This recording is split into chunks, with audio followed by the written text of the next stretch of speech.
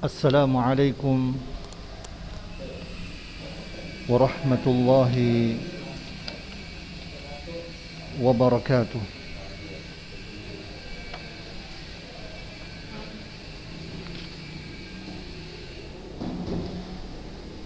الحمد لله والصلاة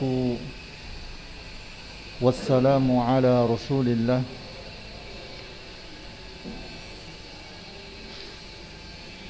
وعلى آله وصحبه ومن والاه.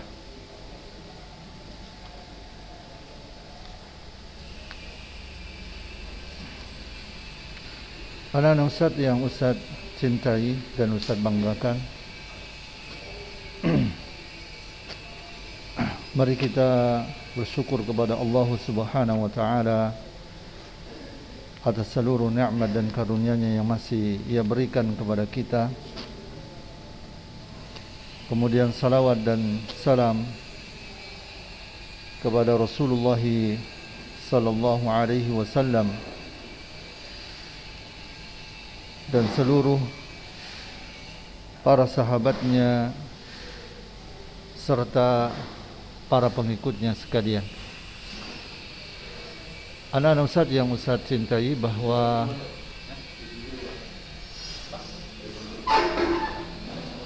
pada hari ini kita akan membahas hadis yang ke-28, yaitu hadis yang memerintahkan kita untuk berpegang teguh dengan sunnah Rasulullah sallallahu alaihi wasallam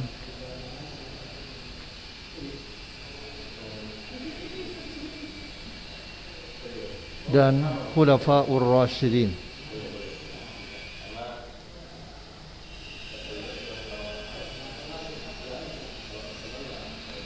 Yaitu hadis dari Abi Najih Al-Irbad bin Sariyah radhiyallahu an,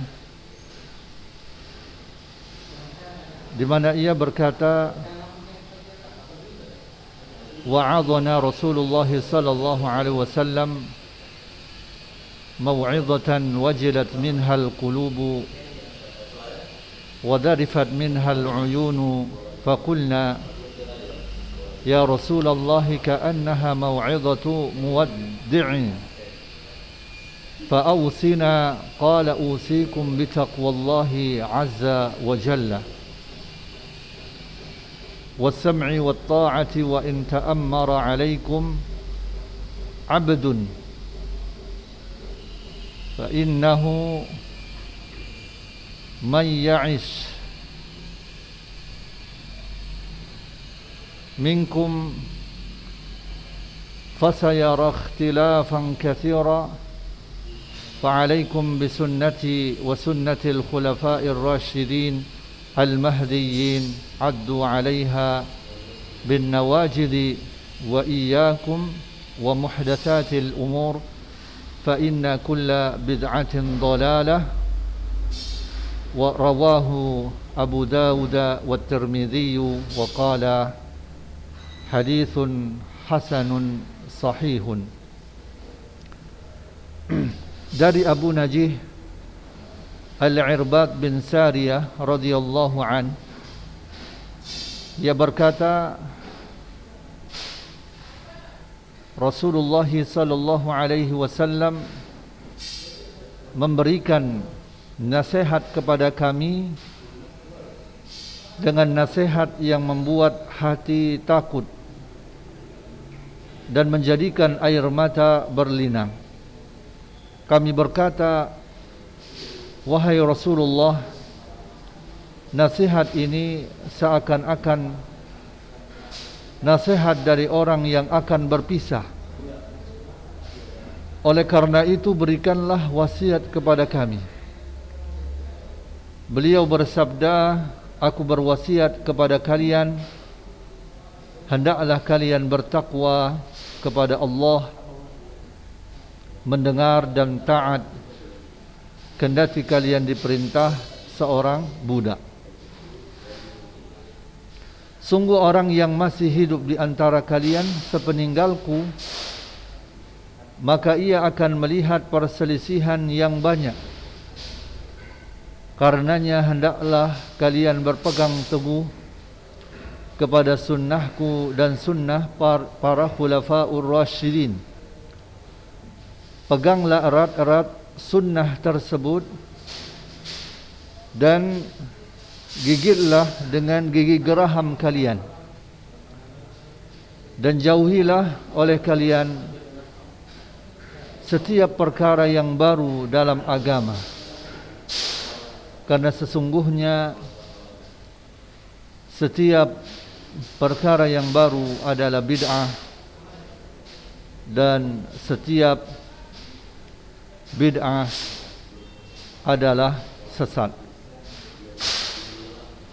Ya, hadis ini adalah hadis yang diriwayatkan oleh Al-Imam Abu Dawud dan At-Tirmidzi, dan At-Tirmidzi berkata hadis ini hasan sahih. Ya. Al-Imam Ahmad dan Ibnu Majah meriwayatkan hadis tersebut dari jalur seperti itu juga. Dan dalam riwayat keduanya ada tambahan lafaz, qad taraktukum 'alal bayda lailuha kanahariha la yazighu 'anha ba'di illa halik. Sungguh aku tinggalkan kalian di atas sesuatu yang putih,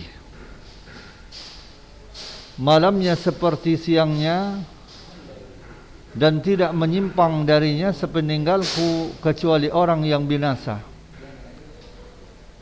Dan tambahan di akhir hadis dengan lafaz, fa innamal mu'minu kal jamalil anifi haitsuma qida inqada. Sesungguhnya orang mukmin itu seperti unta yang ditali hidungnya, kemanapun digiring ia akan tunduk. Hadis yang diriwayatkan oleh Irbad bin Sariyah ini, di mana lafaz yang pertama menyebutkan wa'adana Rasulullah sallallahu alaihi wasallam. Rasulullah sallallahu alaihi wasallam memberikan nasihat kepada kami. Dalam riwayat Imam Ahmad, Abu Dawud dan At-Tirmidzi disebutkan nasihat yang membekas pada jiwa. Dalam riwayat mereka disebutkan bahwasanya nasihat tersebut disampaikan setelah salat subuh. Rasulullah sallallahu alaihi wasallam seringkali menasihati para sahabatnya di selain khutbah resmi seperti khutbah Jumat atau Hari Raya, karena beliau diperintahkan Allah Subhanahu wa taala seperti itu. Sebagaimana Allah Subhanahu wa taala berfirman dalam surah An-Nisa ayat 63, wa kullahum wa'idhum wa kullahum fi anfusihim qawlan baligha.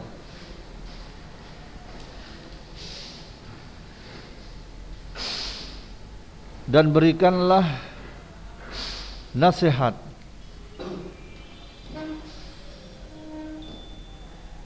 dan katakanlah kepada mereka perkataan yang membekas pada jiwanya.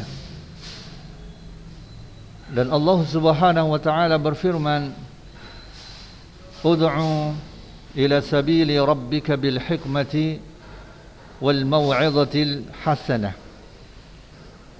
Surah An-Nahl ayat 125.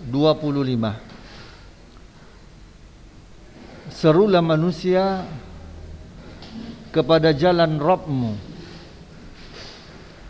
dengan hikmah dan pengajaran yang baik.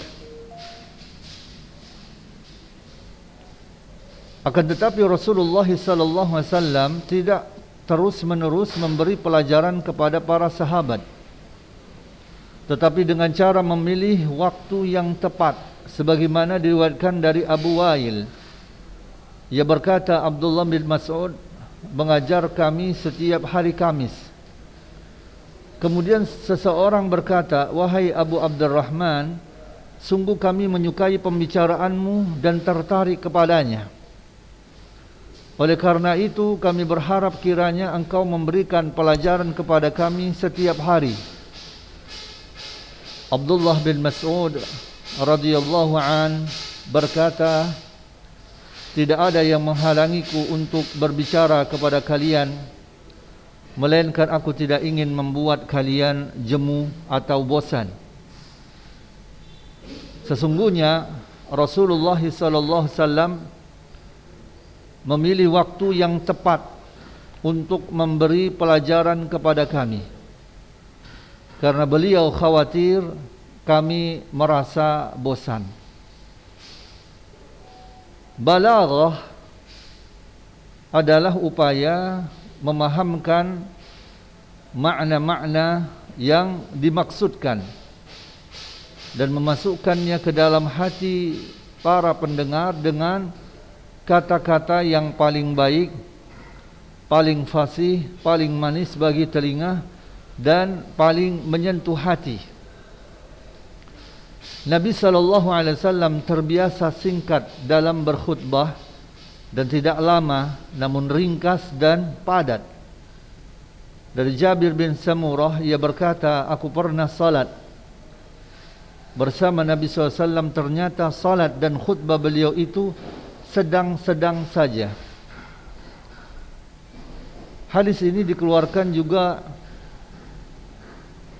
oleh Abu Daud dengan redaksi Rasulullah SAW tidak lama dalam memberi pelajaran pada hari Jumat, namun hanya kalimat-kalimat ringan. Abu Wail rahimahullahu ta'ala, ia berkata, Ammar radhiyallahu an berkhutbah kepada kami dengan singkat dan mengena. Ketika ia turun dari mimbar, kami berkata, wahai Abu Yaqdhan, sungguh engkau berkhutbah singkat dan ringkas. Bagaimana seandainya jika engkau berkhutbah panjang lebar? Ammar berkata, aku mendengar Rasulullah sallallahu alaihi wasallam bersabda, inna tula salatir rajuli wa qisara khutbatihi ma'innatun min fiqhihi fa'atilu as-salata wa aqsiru al-khutbata fa inna minal bayani la sihran.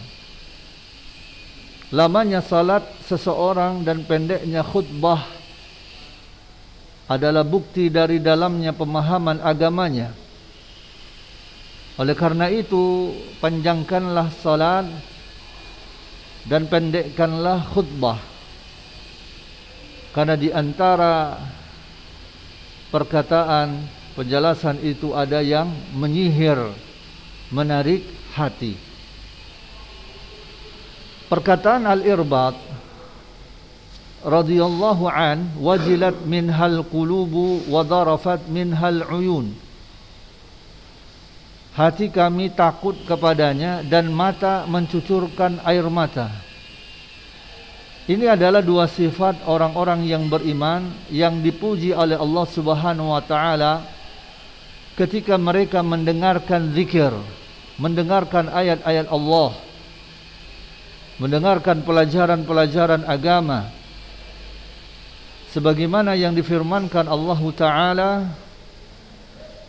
dalam surah Al-Anfal ayat 2, innamal mu'minuna alladzina idza dzukirallahu wajilat qulubuhum wa idza tuliyat 'alaihim ayatuhu zadatuhum imana wa 'ala rabbihim yatawakkalun.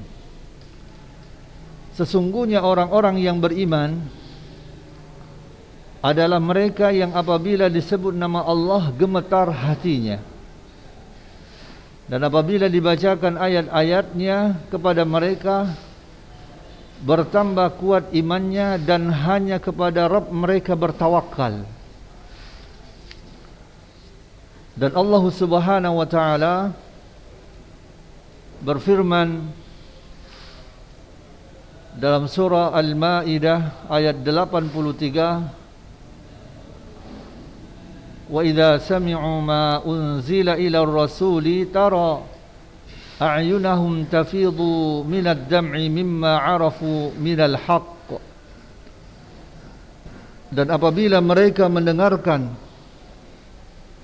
Al-Quran yang diturunkan kepada Rasul, yaitu Muhammad sallallahu alaihi wasallam, kamu lihat mata mereka mencucurkan air mata disebabkan kebenaran yang telah mereka ketahui. Ketika memberikan khutbah, kondisi Rasulullah sallallahu alaihi wasallam berubah sebagaimana yang dikatakan oleh Jabir radhiyallahu an. Jika Nabi SAW berkhutbah, beliau sangat marah, suara beliau meninggi, dan kedua mata beliau memerah seolah-olah beliau adalah seorang pemberi peringatan pasukan yang berkata, musuh akan datang kepada kalian pada pagi hari, musuh akan datang kepada kalian pada sore hari. Dari Anas bin Malik radhiyallahu an bahwa Nabi SAW keluar ketika matahari telah tergelincir ke arah barat, kemudian mengerjakan salat zuhur. Setelah salam, beliau naik ke atas mimbar lalu menyebutkan tentang hari kiamat dan mengutarakan bahwa sebelumnya akan terjadi banyak peristiwa besar. Setelah itu Nabi SAW bersabda, barang siapa yang ingin bertanya tentang sesuatu kepadaku, silakan menanyakannya. Karena demi Allah kalian tidak bertanya tentang sesuatu kepadaku, melainkan aku menjelaskannya di tempatku ini. Anas bin Malik berkata, manusia pun menangis. Dan Rasulullah SAW terus menerus bersabda, bertanyalah kalian kepadaku.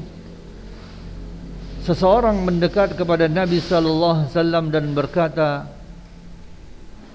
di mana tempat masukku wahai Rasulullah? Beliau menjawab, neraka, dan seterusnya. Nah, hadis ini adalah hadis yang diriwayatkan oleh Al-Imam Bukhari, Muslim, Ahmad dan Ibnu Hibban. Perkataan Al-Irbad, faqulna ya Rasulullah ka'annaha mau'izatu muwaddi'in fa'ausina.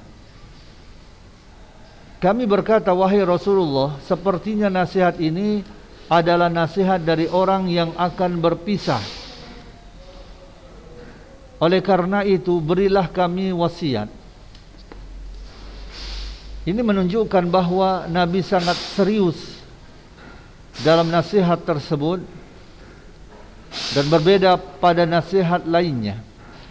Oleh karena itu para sahabat paham bahwa nasihat tersebut adalah nasihat orang yang akan berpisah.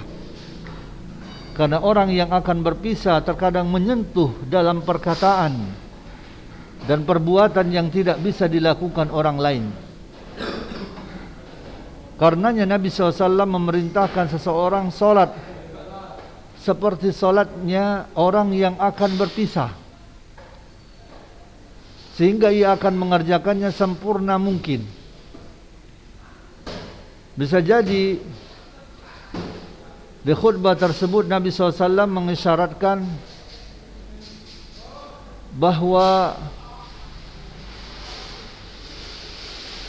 beliau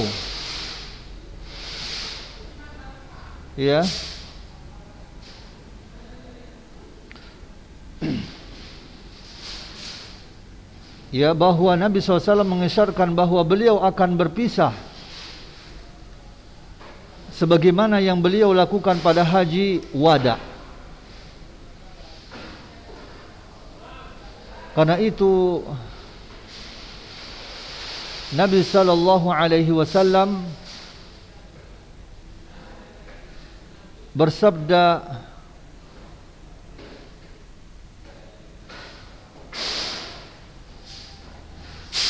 "Lita'khudhu manasikakum fa inni la adri."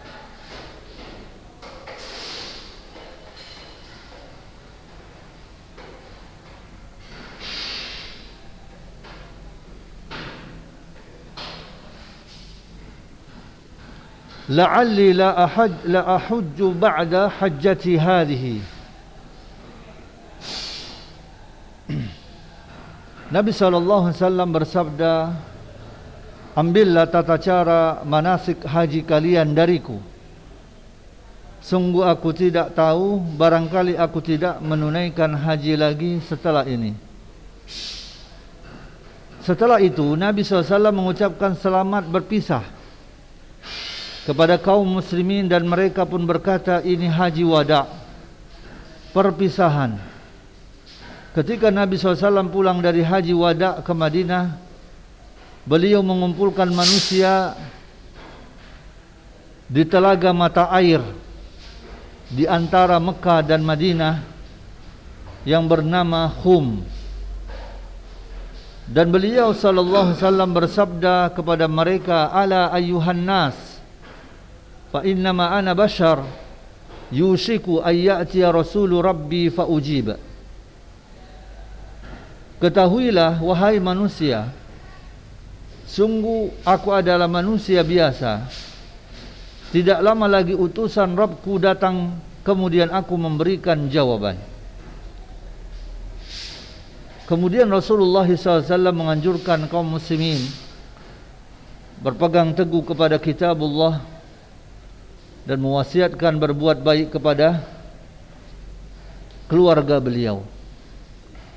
Barangkali khutbah yang diisyaratkan Irbad bin Sariyah radhiyallahu an di hadisnya ini adalah salah satu dari khutbah-khutbah Nabi, atau mirip dengan perpisahan beliau sallallahu alaihi wasallam.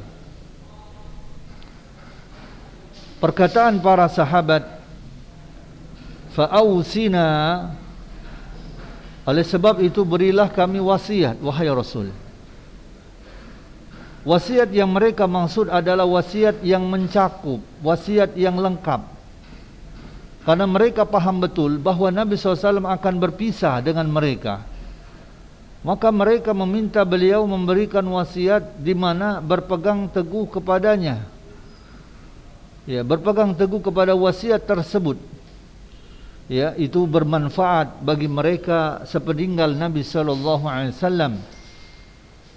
Dan cukuplah bagi orang yang berpegang teguh kepadanya, serta merupakan kebahagiaan baginya di dunia dan di akhirat.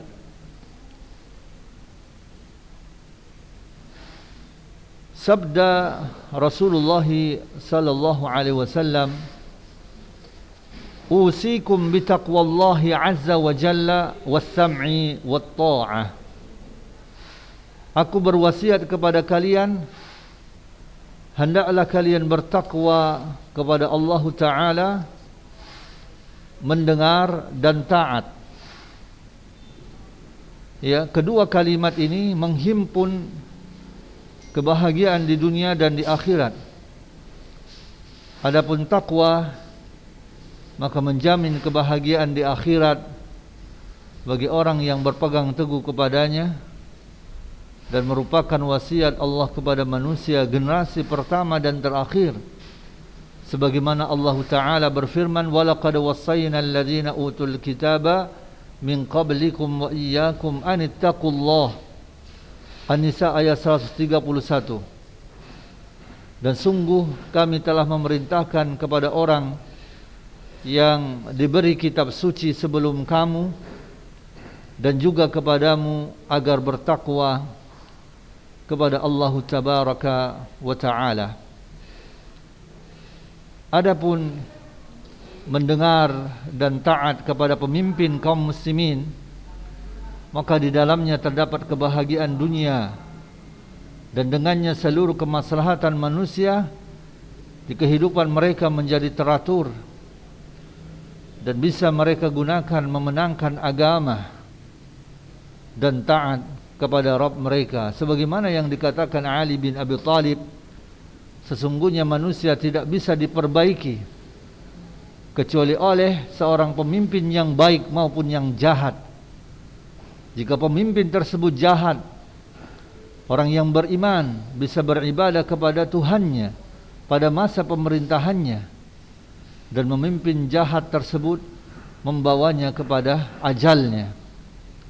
Al-Hasan Al-Basri rahimahullahu ta'ala berkata tentang ulil amri, tentang para pemimpin, mereka mengelola 5 urusan kita: salat Jumat, salat berjamaah, salat hari raya, daerah perbatasan dan hudud.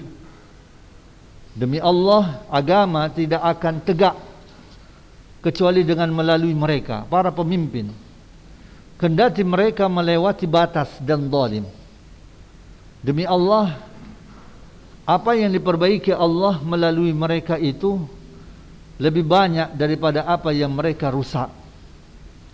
Padahal demi Allah, taat kepada penguasa yang tirani, taat kepada penguasa yang zalim pasti menjengkelkan. Tapi keluar dari mereka, dari ketaatan kepada penguasa yang zalim, ini adalah kekufuran. Inilah yang dikatakan oleh Al-Hasan Al-Basri, ya, ketika berbicara tentang ulil amri. Nah, kedua prinsip inilah yang telah diwasiatkan Nabi sallallahu alaihi wasallam di khutbah beliau pada haji wada. Anak-anak Ustaz yang Ustaz cintai, pembahasan kita pada hadis yang ke-28 ini, insyaallah nanti ke depan kita akan melanjutkannya kembali, dan Ustaz berharap kepada kalian untuk bisa menyetorkan hafalan-hafalan ya pada hadis-hadis yang sudah kita pelajari, ya, dari hadis yang ke-21 sampai dengan hadis yang ke-28, ya, karena masih sangat banyak sekali yang belum menyetorkan hafalannya dari awal. Ya, Ustaz berharap kepada kalian untuk bisa menyisihkan waktu untuk menghafalkan hadis ini dan kemudian menyetorkannya kepada Ustaz. Wa sallallahu ala nabiyina Muhammad wa ala alihi wa sahbihi wasallam. Wassalamu alaikum warahmatullahi wabarakatuh.